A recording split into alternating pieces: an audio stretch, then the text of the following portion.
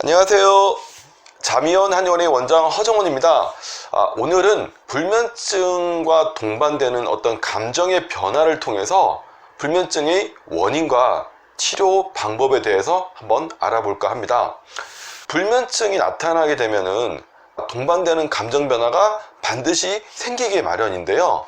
이 감정 변화가 어떤 치료의 방향을 넌지시 알려주는 어떤 힌트가 된다라는 거, 이 부분에 대한 설명을 좀 드려볼까 합니다.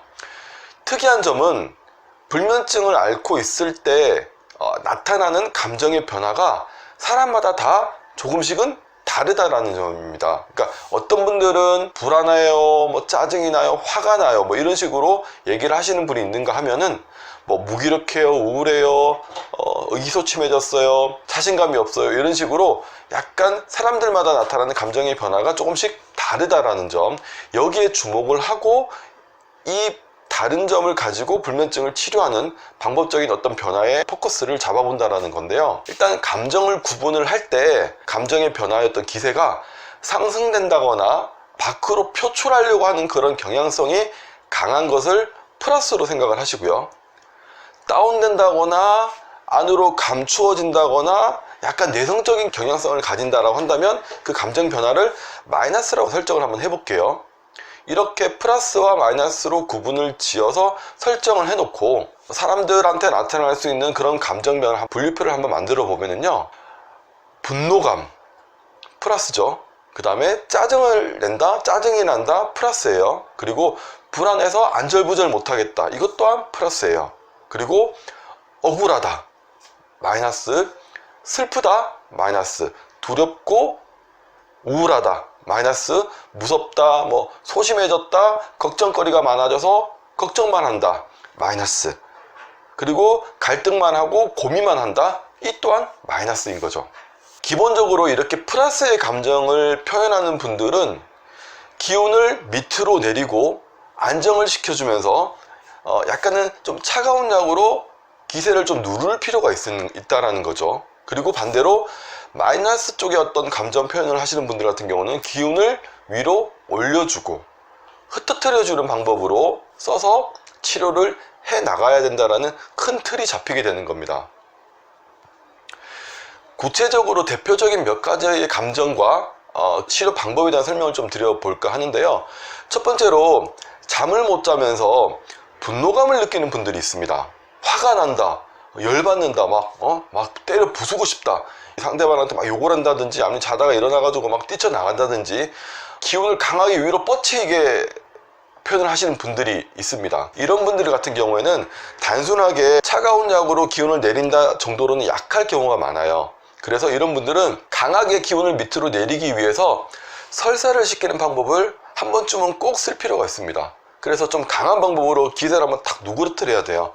누그러뜨린 이후에 차가운 약이라든지 쓴맛을 내는 약재를 이용해서 지속적으로 몸을 안정시켜 나가줄 필요가 있다는 거고요. 또 짜증을 많이 낸다, 다른 사람한테 짜증을 내기도 하고 나 스스로 짜증을 자꾸 느낀다라고 얘기하시는 분들 같은 경우에는 일단 간의 기운이 울체되어 있거나 그 울체됨으로 인해서 간이 열받았을 경우에 나타나는 현상일 가능성이 많습니다. 그래서 이런 분들의 불면증을 치료할 때는 간의 열을 꺼준다거나 간의 기운을 풀어주는 쪽으로 불면증 치료 방향을 잡아줘야 된다는 거죠. 그리고 불안이란 감정도 상당히 많이 호소하는 감정인데요.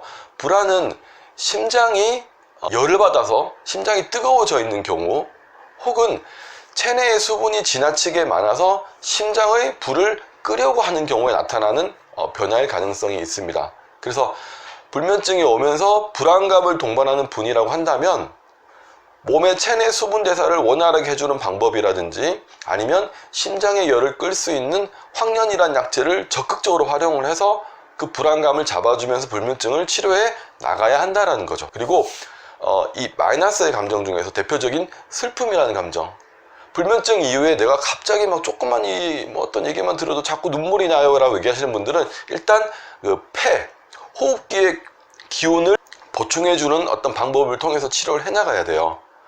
뭐 호흡기 자체에 어떤 수분이 부족해졌다라고 한다면 맹문동이라든지 청문동 같은 약재를 이용해서 수분을 공급을 해줘야 될 거고요.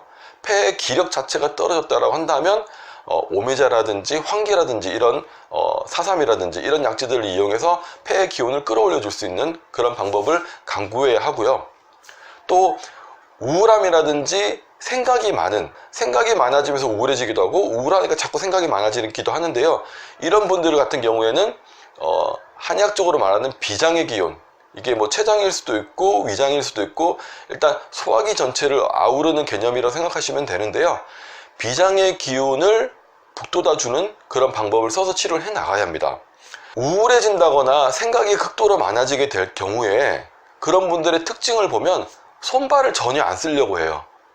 움직이지 않으려고 하고 밖으로 나가지 않으려고 하고 가만히 앉아서 가만히 누워서 이런 생각 저런 생각하면서 무기력해하고 우울해하기 쉬운데요.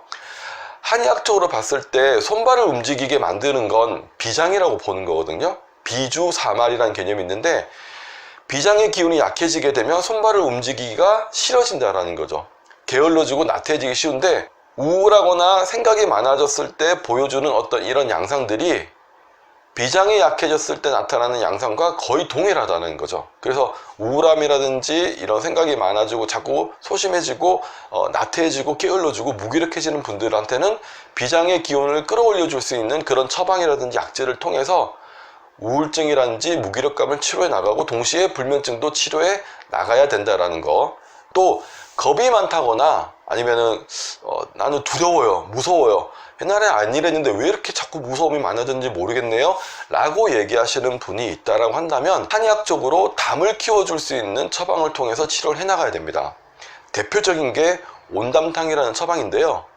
이 온담탕에 들어있는 약재들 중에서 특징적인 약재가 뭐냐면 죽여라는 약재인데, 이 죽여는 대나무의 속껍질이라고 생각하시면 돼요. 기세를 좀 표현을 하자면 대나무에 이렇게 좀 뚫고 나가는 힘이라든지, 그리고 대나무가 뚫고 나가서 잎을 쫙 펼치고 있는 이런 기세, 그 기세를 상상을 하시면 되는데요.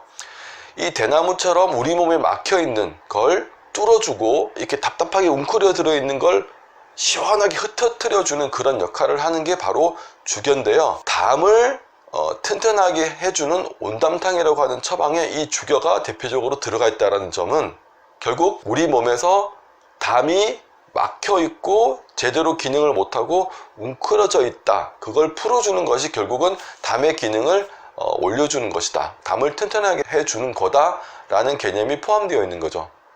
이렇게 불면증과 동반되는 감정의 변화를 잘 살피고 그 변화가 어떤 방향으로 가는지를 파악을 하고 난 다음에 거기에 해당되는 오장육부의 약해짐과 뜨거워짐, 강해짐과 불편해진 상태를 잘 추스려서 다스려 준다라고 한다면, 감정의 변화도 좋아질 뿐만 아니라 불면증도 함께 좋아질 수 있는, 그래서 감정의 변화를 통해서 불면증의 치료에 어떤 힌트를 얻을 수 있다는 것을 오늘은 좀 설명을 드렸습니다.